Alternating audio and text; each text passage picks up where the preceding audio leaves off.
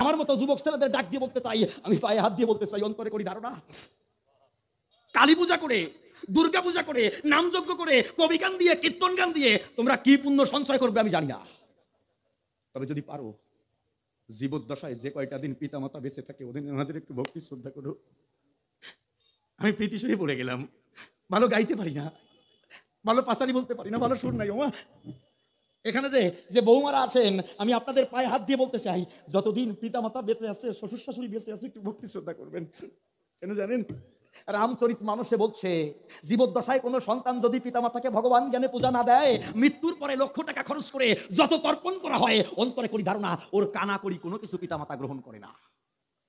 এই জন্য আমি আপনাদের চরণে নিবেদনটা রেখে যাই, বাবা এই জগতে সেই বড় গরিব যে তার পিতামাতাকে হারিয়েছে, এই জগতে সেই বড় কাঙাল যার অর্থ না থাকে সে কাঙাল না, সেই কাঙাল যে তার মাথার উপর থেকে